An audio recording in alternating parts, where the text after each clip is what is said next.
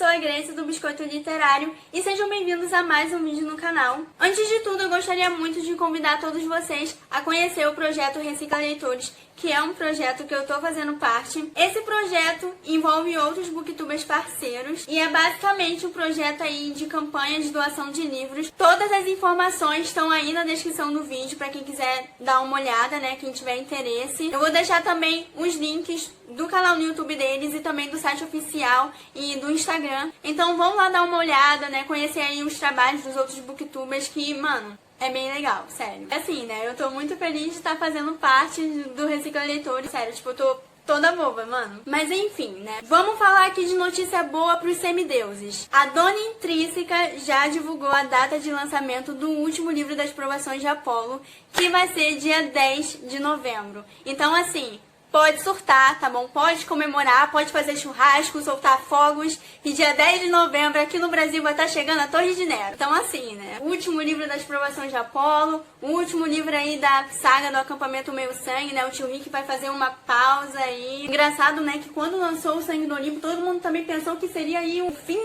da saga de Percy Jackson. Aí veio o tio Rick e as provações de Apolo. Então assim, esse negócio aí do último livro mesmo da saga, eu não acredito nisso não, viu? Quem sabe aí teremos outras trilogias, outras sagas, ainda do universo do Riordanverse, mas não sei. Então assim, eu faço parte de um grupo de Percy Jackson no WhatsApp. Um dia desses a gente tava comentando aí sobre a Torre de Nero, sobre as nossas expectativas e tudo mais. E teve uma pessoa que falou o seguinte: ah, mano, eu gosto muito das provações de Apolo, mas assim, eu não me lembro de muita coisa que acontece nos outros livros, eu tô com uma puta preguiça de reler. Eu fiquei assim, amado. Foi quando eu tive uma ideia pra vídeo e eu pensei, cara, isso pode dar certo, mas também pode dar errado. Eu acho que não custa nada tentar, não é mesmo? Então é o seguinte, eu estou aqui para anunciar que eu vou tentar, olha só, tentar fazer aqui uns 4 vídeos pro canal resumindo cada livro das provações de Apolo até novembro, né? Até a Torre de Nero lançar. Será que eu consigo? Não sei. Vai depender também aí de vocês, né? Então vamos todo mundo se inscrevendo, ativando o sininho, deixando o seu like, divulgando pros amiguinhos, né? E é claro que eu não preciso nem avisar, né, que esse vídeo vai estar cheio de spoiler. Se você ainda não leu as provações de Apolo, se você ainda não leu o Oráculo Oculto, sai desse vídeo, viu? Porque isso aqui não é uma resenha, isso aqui não é uma discussão, é um resumo do Oráculo Oculto. Tá bom? Olha o spoiler. Então é aquela coisa, né? Vamos logo pro vídeo. Porque assim, eu não sou nenhum bosque de dodona, mas eu já prevejo que esse vídeo vai ficar muito longo. O primeiro livro das provações de Apolo, o Oráculo Oculto, começa com o nosso querido e maravilhoso Apolo sendo chutado do Olimpo pelo próprio pai dele, Zeus, e indo parar numa caçamba de lixo num beco em Nova York. Nisso que o Apolo tá lá na caçamba de lixo, tipo, deitado, sofrendo, ele, assim, remexe, tipo, nos bolsos da calça dele e encontra uma carteira com $100 e ainda uma outra carteira de motorista provisória do estado de Nova York com a foto de um adolescente espinhento com o nome de Lestia Papadopoulos. 2 delinquentes chegam lá no beco que o Apolo tava e eles começam aí a perturbar o Apolo. Inclusive, eles espancam o Apolo e ainda pegam o seu dinheiro. E nisso que o Apolo tá ali sendo espancado, seus agressores acabam revelando que o chefe deles tinha mandado que eles fossem até aquele beco, dar uma surra no Apolo e pegar ali toda a sua grana. O Apolo fica, tipo assim, sem entender, né? Tipo assim, como assim? Chefe? Que chefe? Assim, esse chefe não pode ser mortal, né? Porque, pô, como é que um mortal ia saber que o Apolo, Deus do Sol, ia cair naquele lugar específico da Terra? Tinha alguma coisa errada ali. Aí é nesse momento que a Meg McCaffrey aparece, né, com aquela típica frase dela, meu beco, minhas regras. E nisso ela joga um monte de maçã podre, um monte de casca de banana nos agressores lá do Apolo, afugentando-os em seguida. E o Apolo olha assim pra Meg de cima embaixo, de baixo pra cima, né, e assim, na hora ele sabe que ela é uma semideusa. Mas assim, como ele é um mortal, ele não consegue mais enxergar a alma das pessoas. Então assim, por mais que o Apolo saiba que a Meg é uma semideusa, ele não sabe quem é a mãe ou o pai divino dela. E assim, nessa parte o Apolo tá ali processando tudo que tá acontecendo com ele. E ele já tá pensando, pô cara, eu virei mortal, eu estou em Nova York. O Percy Jackson mora em Nova York, então eu vou até a casa do Percy Jackson e pedir pro Percy Jackson convocar aí os meus serviços e o Percy Jackson vai ser o meu mestre. Isso já na cabeça do Apolo. Mas antes que o Apolo possa, tipo, concluir esse pensamento, a Meg vai lá e convoca os seus serviços. E o Apolo se vê preso aí a uma garotinha de 12 anos. O Apollo então decide que eles iam encontrar o Percy Jackson mesmo assim. Eles vão andando ali pelas ruas de Nova York, né? A Meg vai fazendo estrelinha aí pelas ruas. O Apollo, tipo, para assim perto de uma vitrine de loja e ele olha o seu reflexo e ele fica completamente horrorizado com o seu reflexo. Além dele estar com a cara toda quebrada, né? Ele também tava cheio de espinha, cheio de acne, com banha, assim, como um típico adolescente de 16 anos. E ele fica horrorizado com isso. A Meg, assim, no caminho, comenta que tinha umas bolhas estranhas seguindo eles. E o Apollo fica tipo assim, bolha? Que bolha? Não tô vendo nenhuma bolha. Mas mesmo assim, eles seguem até o caminho lá da casa do Percy, né? No Upper East Side. Nisso que eles chegam lá na casa do Percy, né? Eles tocam lá a campainha, né? Não batem palma, mas eles tocam a campainha. E mais uma vez, aquela frase lá icônica do Percy, dele abrindo a porta assim e falando, por quê? Tipo, por quê? Por que essas coisas têm que acontecer comigo? Apollo e Meg então chegam ao apartamento do Jackson, inclusive eles são muito bem recebidos pela série, e a série tá grávida, né, de 7 meses, o Percy vai ganhar uma irmãzinha, inclusive a série também tá aí trabalhando no seu primeiro livro, seu primeiro romance, que ela ia publicar na primavera daquele ano, né? Então, assim, as coisas ali estavam melhorando pro Jackson. A Meg e o Apollo tem a chance de tomar banho, de trocar de roupa, né? O Apollo recebe aí o tratamento da série, porque ele tava com a cara toda quebrada. Aí o Apollo toma banho, pega aí uma camisa do Led Zeppelin, do Percy. Aí ele olha assim pro reflexo dele no espelho e ele respira fundo, tentando se acalmar. E ele fala, você é lindo e as pessoas te amam. E sai pra enfrentar o mundo.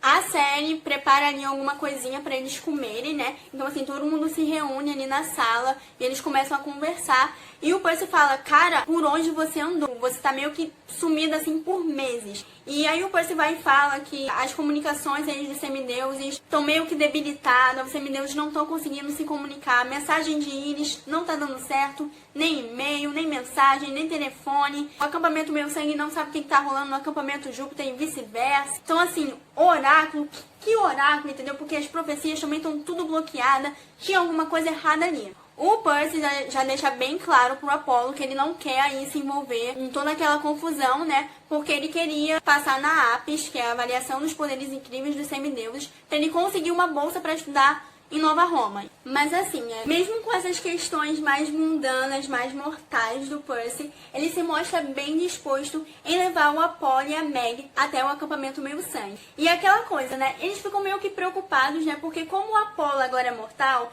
então eles não têm certeza se o Apollo vai ou não ser barrado nas fronteiras do acampamento. Tá pesada a situação, né? Tá complicada. Eles pegam, então, emprestado o Prius do Paul, o Percy vai dirigindo. E claro que eles são atacados, né? A Meg repara naquelas bolhas lá, de novo, né? Só que essas bolhas vão meio que tomando aí uma forma mais humanoide. Inclusive, uma dessas bolhas meio que se materializa assim na frente do carro. O Percy toma um susto, desvia o carro e eles batem numa árvore. E não é que eles batem numa árvore, né? Mas assim, o Prius do povo fica tipo preso entre duas árvores. E o Apollo percebe que aquelas bolhas lá se tratavam dos Nosoi, que eram meio que espíritos das chagas. E é nesse momento, né, que rola lá toda aquela cena deles contra os Nosoi. O Percy meio que quebra lá um tanque de irrigação e taca nos Nosoi. A Meg invoca umas frutas lá, taca também nos Nosoi. O Apollo corre e dá de cara numa árvore. Um desses Nosóis meio que, tipo assim, se deitam assim no Apollo, como se fosse um cobertor cintilante. Mas aí o Percy meio que controla a água, tipo, joga água assim nos Nosóis e tudo mais pra poder espantar eles, né, retardar eles. Só que aí, toda essa brincadeira aí, o Percy acaba ficando doente. Ele pega um resfriado. A Meg, em certo ponto da cena, acaba invocando um Carpus, que era um espírito dos grãos, né? Que é o Pêssego. Aí o Pêssego, mano, o Pêssego rouba a cena nessa parte. Ele simplesmente dá uma surra nos Nosoi. Ele literalmente come os Nosoi. E nesse momento aí, o Percy doente, assim, ele se recuperando aí da luta, a polícia chega. Como eles estavam ali perto das fronteiras do acampamento, né, na fronteira oeste, que era meio que a fronteira mais selvagem, o Apollo vira pro Percy falar que tava tudo certo, que ele e a Meg iam encontrar um caminho lá pra entrada do acampamento, e que era pro Percy ir lá, desenrolar com os policiais, e pedir pelo amor de Deus pros policiais não rebocarem o carro do Paul. E é exatamente isso que o Percy faz. Então, Apollo, Meg e o Pêssego segue aí pela fronteira oeste do acampamento. A Meg, inclusive, fica até um pouco insegura com a ideia de encontrar outros semideuses iguais a ela. Assim, ela fica meio que com o pé atrás, sabe? Mas o Apolo consola ela, fala que tava tudo certo, que o Quirón e os outros semideuses iam ajudar eles. Eles vão andando ali pelo bosque e o pêssego para, como se tivesse pressentido um perigo, e some no turbilhão de folhas, né? Essa parte o Apolo meio que surta, sabe? Ele começa a ouvir aí umas vozes na cabeça dele. E as vozes falavam meio que uns versos sem sentido que pareciam que tinham sido tirados de alguma profecia. Então, assim, eles ficam cambaleando pela floresta, né? A Meg fica arrastando o Apolo e o Apolo rindo e lá completamente surtado. Nisso eles chegam lá no acampamento, né? Eles chegam do nada, no meio lá da fogueira, quando tava todo mundo assando marshmallow. E o Apolo fala, e aí, tudo bom? E desmaia. Isso o Apolo sonha que ele dirigia a carruagem solar. No banco do carona tinha uma mulher hippie. E é nesse momento que o Apolo reconhece a voz dela, né? Que ele tinha ouvido ali no bosque. Essa mulher hippie fala que o Apolo precisava seguir as vozes e encontrar ali o portão. O Apolo fica tipo assim...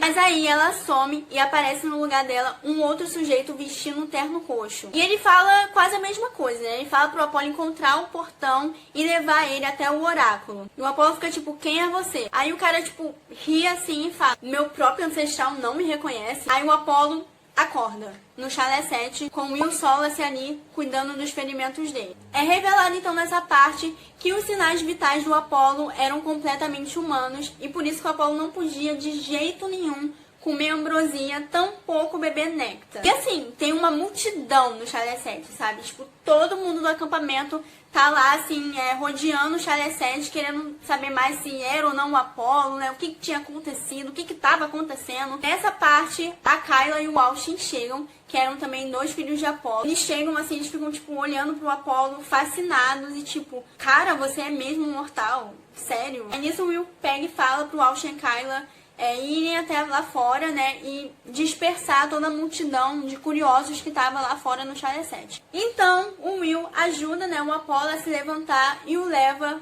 até lá fora, onde ele se encontra com a Meg. É nesse momento que o Apolo descobre que a Meg já estava ali provocando um monte de confusão. A Meg já tinha enfiado os dedos nos olhos do Conostal e ainda chutado a virilha do Sherman Young. Eles vão, né, até a Casa Grande para conversar com o Quirón. Aí a gente descobre, né, que o Will e o Nico estão meio que namorando. Então o Nico sai, né, da Casa Grande, deixando o Apolo, o Meg e o Quirón lá conversando, né. Assim, quem conversa mais é o Apolo e o Quirón. A Meg só fica lá sendo Meg, sabe? Tipo, ela faz umas perguntas uma vez ou outra. Mas assim, ela basicamente fica, tipo, perambulando lá pela sala, mexendo nas coisas, comendo uns biscoitinhos. Então o Quirón atualiza, né, o Apolo sobre tudo que estava acontecendo ali no acampamento, sobre os desaparecimentos dos campistas.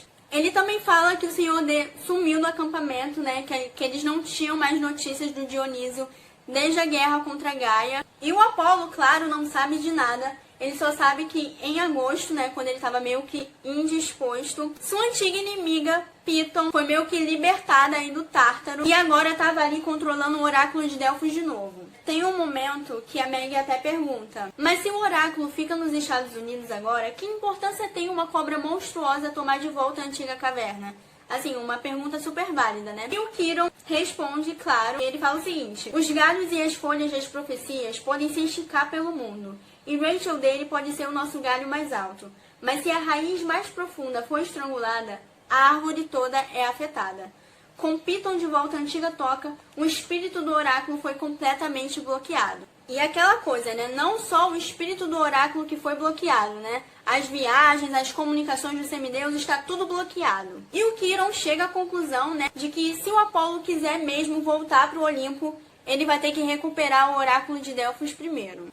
Durante o jantar, né, como era a tradição, a Meg se senta ali com o chalé de Hermes, enquanto que o Apolo fica no chalé 7, né, na mesa 7, com os filhos dele e com o Nico de Ângelo. O Apolo também pergunta aí, né, sobre o paradeiro da galerinha popular. O Nico e o Will respondem. Eles dizem, né, que o Jason e a Piper, o treinador Red e a Mary e o pequeno Chuck estavam lá em Los Angeles. Tava todo mundo morando ali com o pai da Piper. O Percy tava indo em Nova York, né, estudando para passar na APES. A Annabeth estava aí em Boston resolvendo aí uns problemas familiares. O Frank e a Hazel estavam no acampamento Júpiter. O Léo tinha morrido, mas voltou.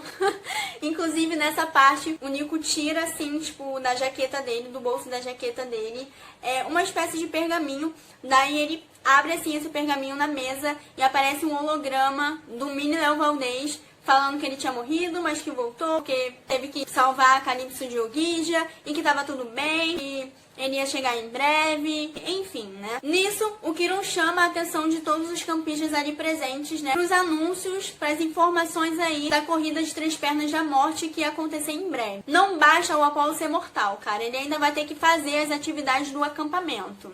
O Harley do Chalé de Hefesto é chamado à frente, né, para poder também explicar aí como é que ia funcionar a corrida das 3 pernas da morte. E assim, o Harley, tipo, ele tem 8 anos e toda essa atividade foi meio que projetada por ele. Então assim, qual é a chance de dar merda? Quase 100%, né? Mas o Kiron se mantém positivo, ele tenta tranquilizar todo mundo, porque assim, na última corrida de 3 pernas, eles tiveram ali uns probleminhas e é nesse momento que a gente conhece o Paulinho Montes, que é um personagem aí novo, né? Um figurante brasileiro, tá bom? Filho de Hebe, tá bom? E assim, coitado do Paulo Montes, cara. Na última corrida, o Paulo Montes perdeu os 2 braços. Assim, não é que ele, tipo, esteja sem os braços no livro, né? Ele tá com os braços, né? Porque colocaram de volta, fizeram ali toda uma cirurgia e tal. Então, assim, o Paulinho tá bem. Só que o Paulo, mano, ele fica muito irritado com a negligência, né, do acampamento. Acho que ele fica muito irritado também por terem deixado uma criança de 8 anos projetar uma atividade mortal, né? Então, assim, o Paulo, tipo, se levanta lá no meio do refeitório, xinga todo mundo, xinga o Kiron, xinga o Chalenov, xinga o Harley, xinga a Paula, xinga a Meg. Maravilhoso, né? É nessa cena também que o Kono e o Sherman Young meio que fazem, assim, uma aliança, né? E eles querem, tipo, sacanear a Meg. Só que aí, quando, tipo, eles vão lá, sabe, zoar a Meg, mano, o Pêssego aparece pra defender, né, a Meg. E o Pêssego vai e ataca o Kono e o Sherman e provoca ali toda uma confusão no meio do refeitório. Aí a Meg é reclamada como filha de Deméter. Na manhã seguinte, durante o café da manhã, o Apollo e a Meg conversam, né? E o Apollo aproveita pra fazer umas perguntinhas aí pra Meg. É porque, assim, na noite anterior, quando o Pêssego apareceu, né, os campistas ficaram todos, assim, desesperados, né? Porque era um Carpus, teoricamente um monstro. Então, assim, todo mundo já pegou ali nas armas e tal pra poder matar o Pêssego. E foi quando a Meg, pra defender o Carpus, ela meio que girou, assim, os anéis do dedo dela e invocou as suas espadas, né? Que ela tinha, tipo, 2 espadas. O Apollo pergunta pra Meg onde ela tinha arranjado aquelas espadas, né? Onde ela aprendeu a lutar daquele jeito. E a Meg não responde muita coisa, sabe? Ela só diz que tinha ganhado as espadas do padrasto dela e que tinha sido o padrasto dela que criou ela, etc. Como eu falei anteriormente, né, o Apollo ainda tem que participar das atividades do acampamento. E assim, o Apollo fica super frustrado. Na aula de música, ele até que arrasa, sabe, ali tocando um violão, emocionando todo mundo, mas ele fica completamente revoltado, porque ele meio que sentia, assim, um repentino cansaço, sabe? Assim que ele terminou de tocar o instrumento. Na aula de arqueria também, a mesma coisa, ele fica super frustrado, porque ele não conseguiu acertar quase nenhuma flecha no alvo. E é nesse momento que o Apollo bate o pé e ele jura, cara, pelo Rio Shige, que ele não ia tocar nenhum instrumento, que ele não ia pegar em nenhum arco e flecha enquanto que ele fosse mortal. E é mais ou menos nessa parte, né, que o Apollo tá ali com a Kyla tá tentando consolar ele, que eles veem o Sherman Young indo, assim, tipo, na direção da floresta lá, quase como se estivesse em transe. E é claro que a Kyla e o Apollo vão até lá e eles tentam trazer o Sherman mais ou menos ali pra área de treinamento. Ele volta ao normal, aí fica por isso mesmo, né? E o Apollo e a Kyla trocam os olhares assim, tipo, o que foi isso? E o Apollo começa a suspeitar da existência de um oráculo oculto ali na floresta do acampamento Meio Sangue. Ele até tenta, né, alertar os outros campistas, alertar o Kiron, mas tá todo mundo tão ansioso, tão animado com a corrida das 3 pernas da morte, que ninguém dá atenção pro Apollo. Só a Meg que escuta ele. Ela, inclusive, pergunta assim pro Apollo: você acha que alguma coisa na floresta tá chamando as pessoas? E o Apollo responde: acho que alguma coisa na floresta está respondendo às pessoas. Aí começa, né, a corrida de 3 pernas da morte, que ia funcionar mais ou menos assim. Iam ter ali, né, as duplas, e cada dupla ia ficar, tipo, com a perna amarrada. Aí eles iam, tipo, entrar lá no labirinto mesmo e iam, tipo, correr atrás de uma maçã dourada. Se eu não me engano, eram 3 maçãs douradas que cada equipe tinha que pegar. Aí a primeira equipe que saísse do labirinto vencia. Era um negócio assim, mais ou menos assim. E o Apollo fica amarrado com a Meg, né? Aí começa a corrida, eles vão ali recuperando as maçãs. Só que, mano, o labirinto leva eles direto pra câmara do oráculo de Delfos, mano.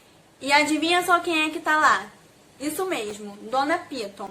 Piton tá lá e o Apollo, assim, fica, tipo, paralisado de medo, sabe? Porque, mano, agora ele é um mortal, ele não tem nenhuma chance com o Piton, também não sei. E é nesse momento que eles escutam a voz de um cara que se intitulava Besta. E o Apollo reconhece essa voz na hora, né? Como sendo a voz aí do sujeito do terno roxo do sonho dele. E a Meg, cara, a Meg fica, assim, tipo, em choque, sabe? Ela fica com muito medo desse tal de Besta. E o Apollo acha super estranho, cara, porque, mano, o Besta não parecia nem um pouco assustador do lado da Piton.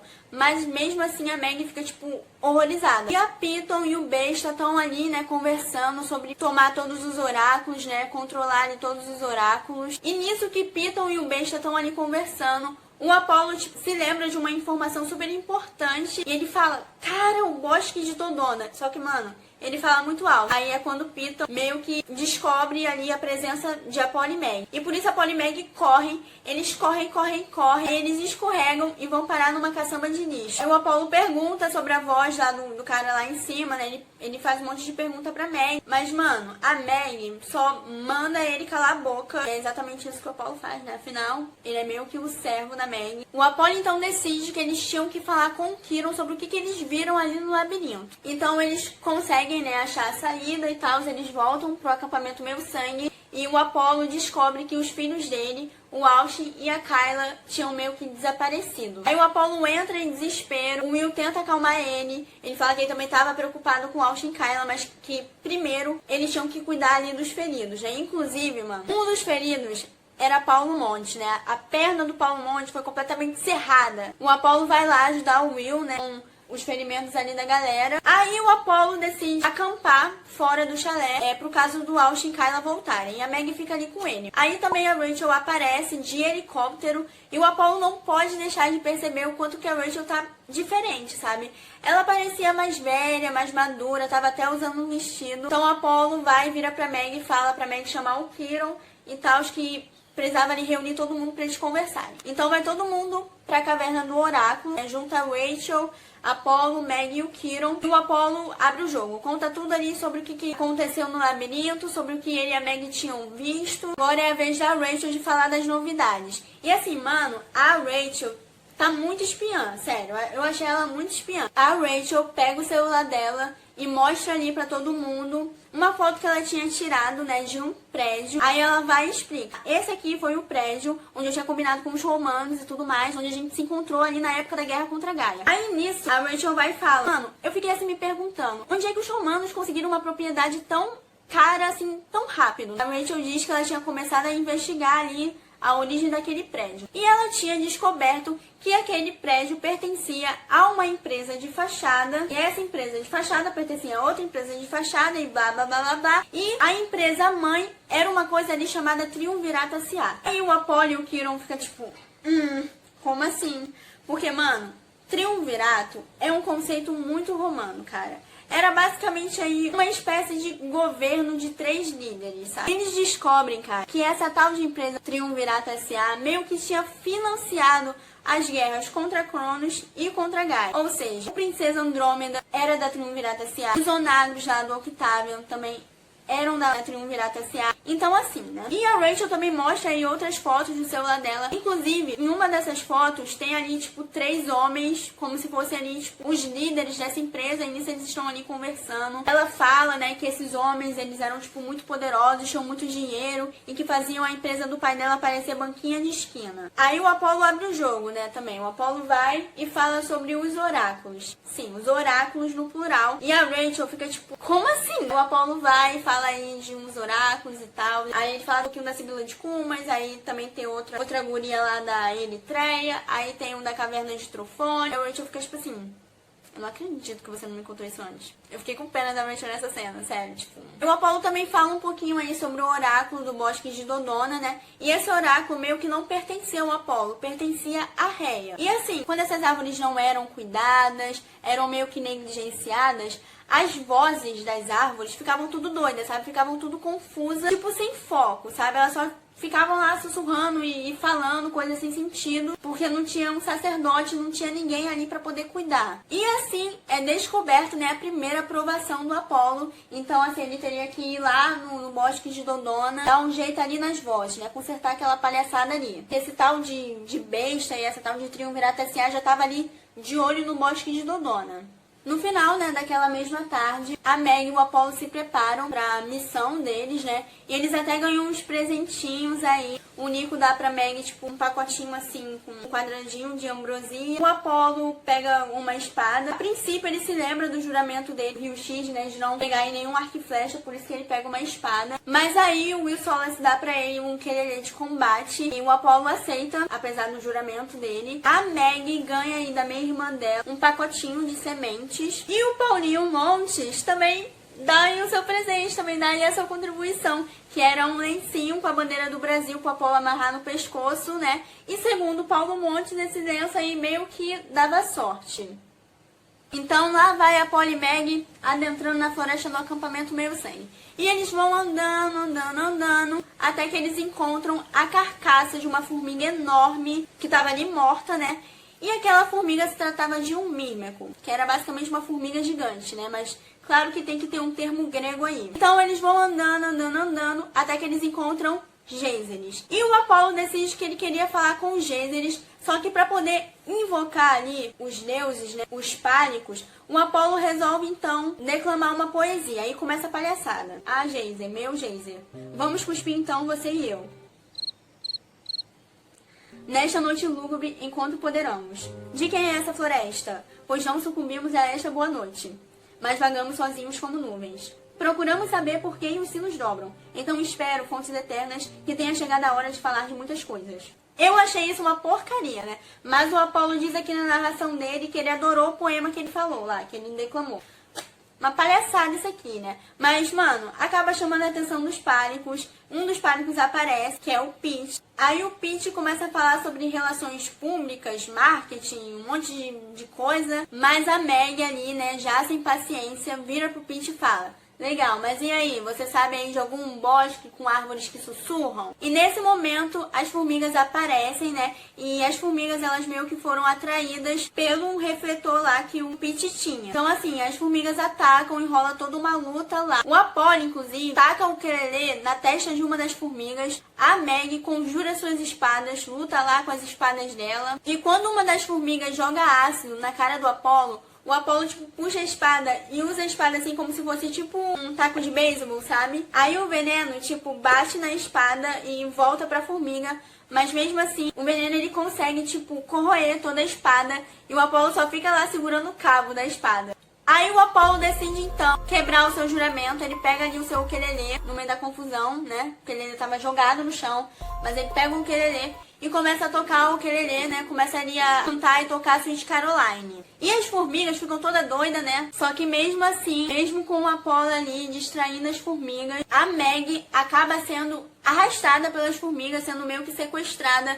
E o Apolo se vê completamente impotente, sabe? Enquanto que a Meg era arrastada ali. Apolo fica cambaleando pela floresta, gritando pela Meg, se sentindo extremamente culpado e arrasado, porque ele pensou, cara, eu quebrei o meu juramento e isso meio que custou a vida da Meg. Aí ele chama o Pete, o pálico, aí o Pete aparece, e o Apolo pergunta ao Pete onde é que ficava o ninho das formigas. Aí o Pete vai e responde, né, que o ninho das formigas era a única entrada pro Bosque de Dodona. Então, assim, o Apolo meio que mata 2 coelhos com uma cajadada só. Aí o Pete comenta, né, que também tinha uns caras aí que estavam procurando o Bosque de Dodona. Aí o Apolo já fica assim, como assim? Que caras, pelo amor de Deus. O Pete também fala demais, né? Ele também fala ali como é que os mímicos matavam as suas vítimas. Ele diz que eles meio que enrolavam as suas vítimas com uma espécie de gosma, e essas vítimas ficavam ali presas nessa gosma por um tempo, até que elas ficassem macias o suficiente para os filhotinhos, né, das formigas comerem. Aí o Apollo dá um gritinho nada divino. O Apollo fala que não, que ele tinha que salvar a Meg, que ele tinha que ir atrás da Meg, que ele não podia deixar a Meg ser comida pelos filhotinhos. O Pete vai e fala, cara, volta pro acampamento,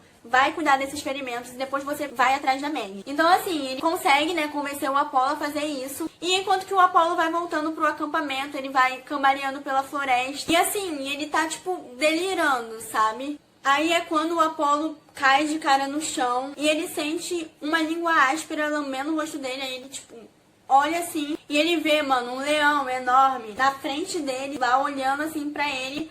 Aí o Apollo se levanta, olha assim, e ele vê que ele tava frente a frente com Rhea. Isso mesmo, Rhea. E os leões da Rhea, né? Porque os leões também estavam junto com a Rhea. Nisso o Apollo se levanta, né? E ele e a Rhea conversam. A Rhea revela tudo o que estava acontecendo sobre a Triunvirata S.A., sobre os imperadores. Sim, os imperadores. E assim, esses imperadores, cara, eles nunca, tipo, morreram. Eles nunca passaram pelas portas da morte na época que elas estavam abertas. Esses imperadores meio que estavam vivos o tempo todo, sabe? Se escondendo dos deuses e sobrevivendo às custas das memórias dos mortais. E a Rhea também revela, né, que os imperadores estavam de olho nos oráculos lá do Apollo e que a primeira aprovação do Apollo, né, seria dar um jeito ali no bosque de Dodona. A Rhea entrega pro Apollo um sino de vento e ela fala pro Apollo para poder pendurar aquele sino de vento no carvalho mais alto do bosque. Aí o Apollo vai e fala, tá. Aí nisso, toda a floresta ao redor dele meio que se dissolve e o Apollo aparece lá no gramado do acampamento Meio Sangue. E nisso ele desmaia. E é claro que o Apollo sonha, né? Não com os imperadores, mas sim com o Jacinto. Aí ele acorda no Chalé 7, completamente surtado, agarrando lá as flores do Jacinto que estavam no peitoril da janela, falando, meu amor, me desculpa, isso aqui, isso aqui lá. Aí nisso, o Will e o Nico, tipo, param assim, olham assim pra ele, assustados, né? Porque o Will e Nico estavam lá no Chalé 7 na hora. Aí o Apollo vira pro Will e Nico e fala que os deuses estavam cegos, que eles não tinham percebido que os imperadores estavam ali o tempo todo, influenciando ali nas coisas que aconteciam no mundo mortal. Aí o Apollo vai, né, claro, fala dos imperadores, fala qual era o imperador que eles estavam lidando, que era Nero. E nisso Apollo sai correndo do Chalé 7. Ele vai pro Acernal, ele pega o primeiro arco, a primeira aljava que ele encontra na frente. Ele sai correndo direto pra floresta do acampamento Meio Sangue. E nisso assim, o Apollo já tá tipo cagando pro juramento dele, né? Porque ele já pegou aí o arco e a aljava. E a floresta, claro, leva o Apollo direto pro ninho dos Mírmicos. Aí o Apollo respira fundo, entra lá no ninho, né, como quem não quer nada, e começa a cantar. Aí as formigas, claro, ficam tudo doidas. Aí nisso o Apollo ali, completamente desesperado, ele começa a gritar pela Meg. Meg, Meg, cadê você? Aí as formigas atacam. Aí nisso o Apollo pega o arco e a aljava dele e começa a tirar um monte de flecha e gritando pela Meg. Só que assim, as suas flechas estão acabando. Então o Apollo resolve cantar mais. Ele canta uma música sobre ele, sabe? Não enaltecendo a pessoa de vida dele, mas sim falando aí sobre seus defeitos, sobre todas as atrocidades, todas as crueldades que ele tinha feito quando era um deus. Então, assim, ele canta uma música aí sobre isso. E é claro que ele acaba comovendo as formigas. E o Apollo encontra a Meg lá presa, né? A Meg também tá bem comovida com a canção do Apollo. Só que assim, a Meg precisa de tempo, né, pra se soltar. Ela fala pro Apollo pra poder jogar ali um pacotinho de sementes e tudo mais, né, pra poder ela conseguir se soltar. O Apollo joga lá o pacotinho de semente na gosma, a Meg começa a fazer os seus truques de filha de Deméter pra poder conseguir se soltar. E nisso o Apollo pega a flecha dele, tipo, atira no teto, assim, né, esperando que o teto desabasse em cima das formigas que já estavam ali agitadas. Só que nada acontece. Então, assim, o Apollo fica, pronto, e agora? Fudeu. E aquela coisa, né, a Meg precisa de mais tempo pra se soltar. Então o Apollo, num gesto de desespero, ele pega o lencinho dele do Brasil, né, tira do pescoço, aí agita, assim, o lencinho dele do Brasil. E ele fala, pra trás, formigas do mal, Brasil! E, mano, o teto desaba em cima das formigas.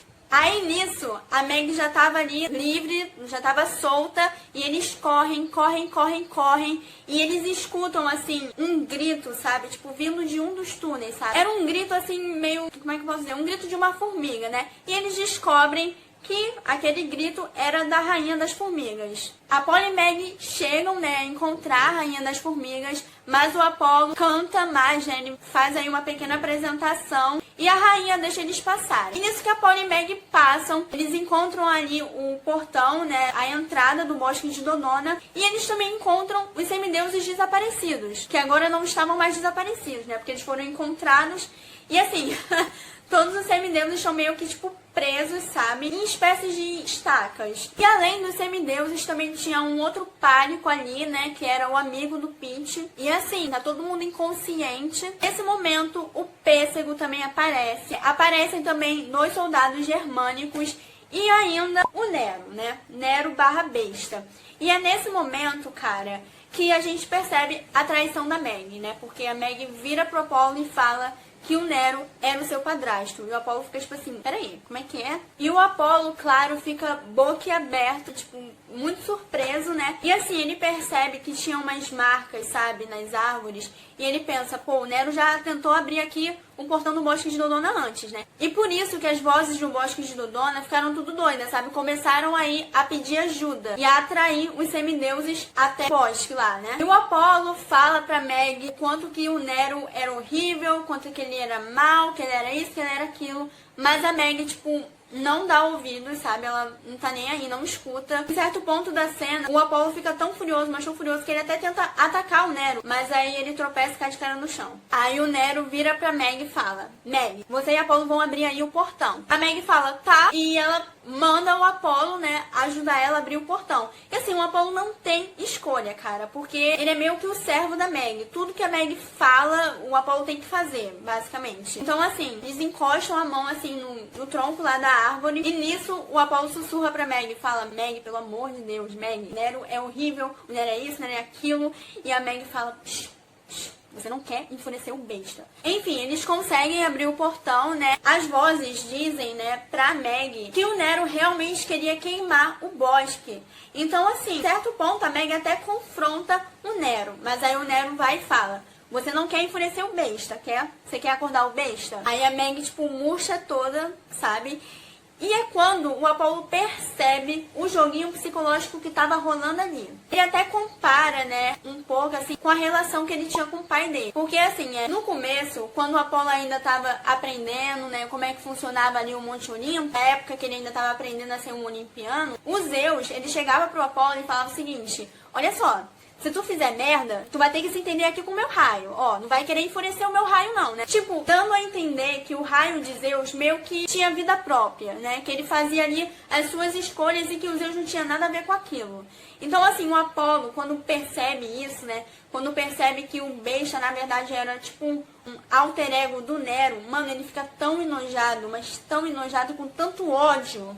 E claro que ele vira pra Meg e fala, Meg, o besta é o Nero é o besta, são a mesma pessoa. Só que assim, a Meg fala que não, ela literalmente grita não, e as vozes do bosque gritam não junto com ela. E mano, rola toda assim uma explosão, assim ó.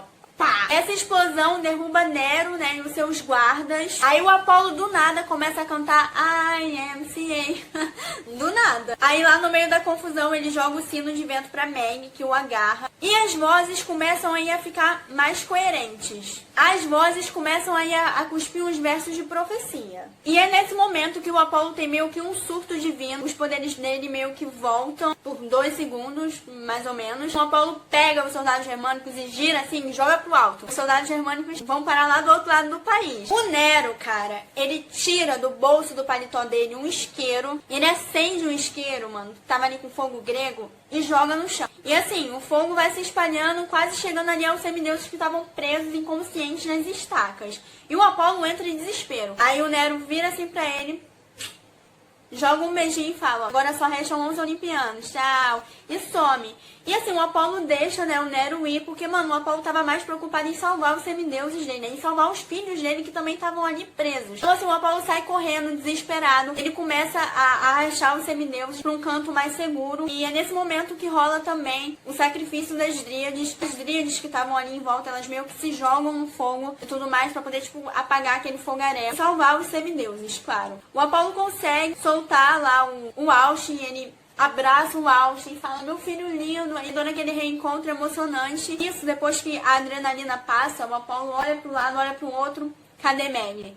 Aí ele percebe, pô, Meg deve estar lá no oráculo, né? Então ele vai e corre na direção lá do oráculo, lá do bosque de Dodona. Conforme que o Apollo vai andando, né? Ele vai escutando as vozes, né? Cada voz ali carregando o peso de uma profecia. E ele encontra a Meg parada, assim, mais ou menos em frente ao carvalho mais alto. Cara, a Meg tava meio que quase ficando inconsciente, sabe? As vozes ali estavam, tipo, destruindo a mente da Meg. E o Apollo deixa seu orgulho de lado. Ele vai ao socorro da Meg. E nisso, ele e a Meg penduram o sino lá de vento no carvalho mais alto. Todo o bosque cala a boca e o carvalho mais alto vai e fala aí a sua profecia, que era a seguinte.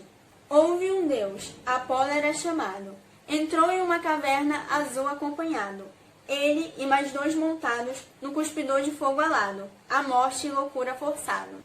Enfim, é só isso. E é aí que Apolo e Meg meio que se separam, né? Eles cortam os seus laços. O Apolo tenta mais uma vez convencer a Meg de que o Nero era o besta. Ele tenta botar isso na cabeça da Meg, mas, cara, não adianta. E a Meg sai correndo junto com o Pêssego e eles desaparecem lá no meio das árvores. E assim, o Apolo fica um tempo lá processando tudo que tinha acontecido, até que ele encontra uma flecha lá jogada no bosque de Dodona. E ele fez o que qualquer arqueiro faria, né? Ele simplesmente pegou a flecha e botou na sua aljava. Imagino que depois, né, nos outros livros ele tenha se arrependido real de ter feito aquilo, né? Porque, enfim.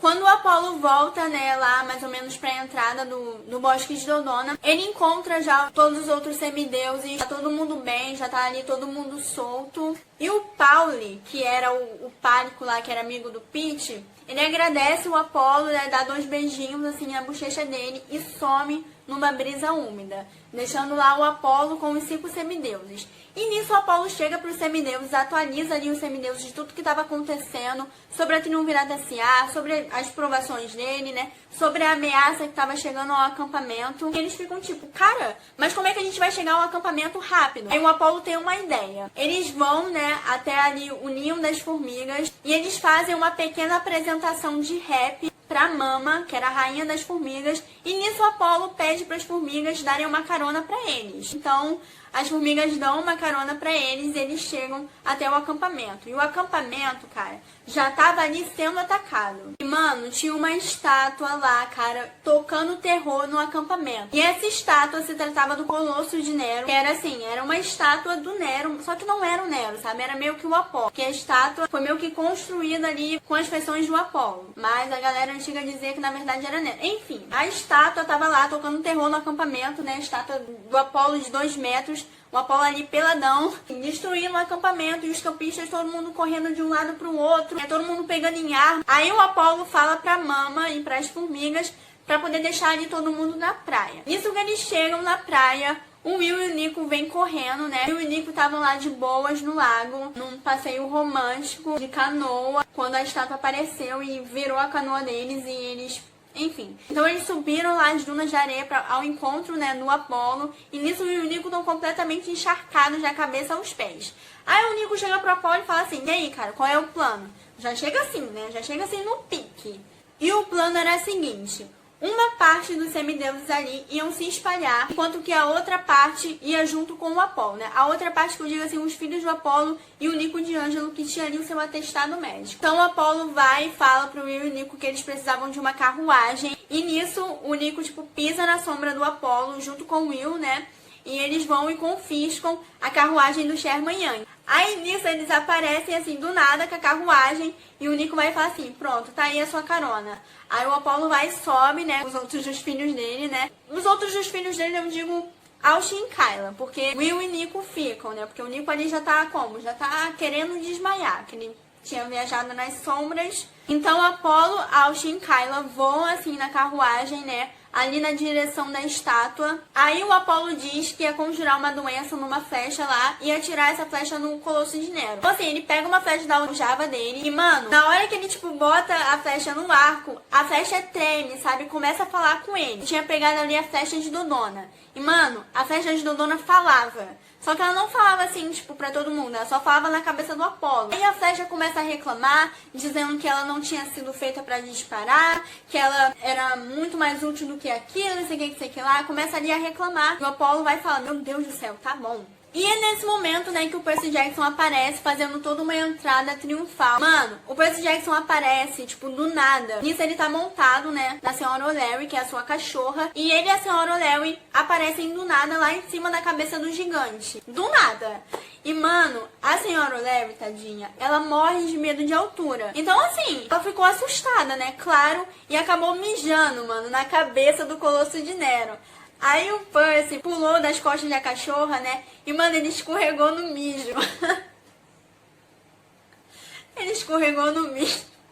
Aí, porra, Senhora O'Leary, tá de sacanagem. Aí, nisso, o Apolo se aproxima, né, com a carruagem e tal. E ele vai e conta o plano dele pro Percy. E o Percy vai e vira pra ele e fala, e aí, cara, o que aconteceu que você ainda não executou esse plano? Foi nada. Então, assim, né, o Percy com a cachorra, com a Senhora O'Leary, vão ali distrair o gigante. E o Apolo vai conjurar a sua doença. Então, ele pega ali qualquer outra flecha aleatória, a aljava dele, e começa a conjurar a doença. Só que, mano, dá errado, porque ele acaba, tipo, passando a doença pros filhos dele. Então, assim, a carruagem acaba meio que perdendo a direção, né? Porque como os filhos dele começam a tossir, a espirrar muito, então não tem mais ninguém, tipo, pra controlar a carruagem. E o Apolo se vê tendo que controlar a carruagem. Só que, mano, ele não consegue. Os Pégasos ficam completamente loucos e eles aterrissam, tipo, eles fazem um pouso super forçado lá na areia, na praia do acampamento. E nisso, o Apolo começa a reclamar, começa a se lamentar, dizendo que ele era um inútil, que ele não conseguia fazer nada, e sei que lá. E o Quirón vira pra ele e fala assim, tu tá de sacanagem, né, cara? Mano, para de reclamar. Pega essa flecha aí, conjura essa doença de novo e atira lá na estátua. É exatamente isso que o Apolo faz. Então, ele consegue conjurar a doença, dessa vez dá super certo. E ele atira lá na estátua. A flecha pega na estátua. E assim, a estátua fica doente. Na hora que a estátua, tipo, vai espirrar, ao invés de mandar os semideuses lá pro outro lado do país, a estátua manda a cabeça dela pro outro lado do país. Porque ela espirra e a cabeça voa. Bizarro, né? Mas a gente tá falando aqui dos livros do Rick Riordan, né? E é claro que a doença acaba se espalhando pelo acampamento. Muitos dos semideuses ficam doentes. O acampamento, cara, tava ali completamente destruído, sabe? Não tinha mais pavilhão de refeitório, porque a estátua pisou no pavilhão lá do refeitório. Mas, cara, tava tudo certo, porque, mano, os semideuses iam dar um jeito, né, pra poder reconstruir o acampamento. O Apolo, naquela noite, ele não consegue dormir direito, sabe? Ele fica pensando nos imperadores, na Triunvirata S.A., na Meg, nos oráculos, nas provações dele. Então, assim, ele fica pensando e não consegue dormir. E nisso, o Apolo, antes do sol nascer, ele caminha pelo acampamento, ele sobe até a colina meio sangue, aí ele se senta assim nos pés de Athena Parternos e fica lá, olhando pro nada. O Percy e a Rachel aparecem e eles têm toda uma conversa bem emocionante, sabe? O Apolo vai e fala sobre o Limerick, sobre a profecia que ele tinha ouvido no Bosque de Dodona. E é claro que o Percy e a Rachel tentam ali, né, interpretar aqueles versos. E nisso, o Léo Valdez aparece, né, junto com a Calypso, junto com o Festus. Eles aparecem assim do nada no acampamento. Aí nisso, Léo, Percy, Calypso, Apolo e... eu acho que só. Eles se sentam ali numa toalha de piquenique, né, pra almoçar, pra conversar. E nisso tem uma fila de semideuses atrás deles, tipo, só esperando a vez de socar o Léo. Fazendo aí, né, jus aquela pequena referência do Sangue do Olimpo, que eu achei isso sensacional. Eles estão ali conversando, né, sobre a segunda aprovação do Apolo. E assim, o Léo e a Calypso já estavam ali bem dispostos a ajudar, né, o Apolo. E não demora muito para poder eles descobrirem para onde é que eles tinham que ir em seguida. E é isso. Fim do primeiro livro. Bom, se você assistiu a esse vídeo até aqui, Parabéns, Ju, você é muito guerreiro. Não se esquece de deixar o seu like. Se você é novo por aqui, por favor, se inscreva no canal e ativa o sininho, tá bom? Das notificações pra poder você ficar por dentro aí quando eu soltar vídeo novo. Porque assim, ainda faltam mais 3 vídeos dos 3 outros livros das provações de Apolo. Então é muito importante que você se inscreva e que você fique ligadinho aí nos próximos vídeos que eu vou soltar. Que eu vou tentar fazer, né? Mas, enfim, comenta aí embaixo também o que você achou desse resumo. Ficou bom o resumo? Deu assim pra poder se lembrar muito bem das coisas que aconteceram aqui no Oráculo Oculto? Você ficou com vontade de reler? Comenta aí embaixo que eu quero saber. Ah, e também fala aí das suas expectativas pra Torre de Nero. Não esquece também de me seguir nas redes sociais, todos os links estão aí na descrição do vídeo. Me siga também lá no Social Spirit, eu também escrevo fanfics de Percy Jackson. Também não esqueçam de dar uma passadinha lá no Recicla Leitores. É isso, um beijo e até o próximo vídeo. Tchau!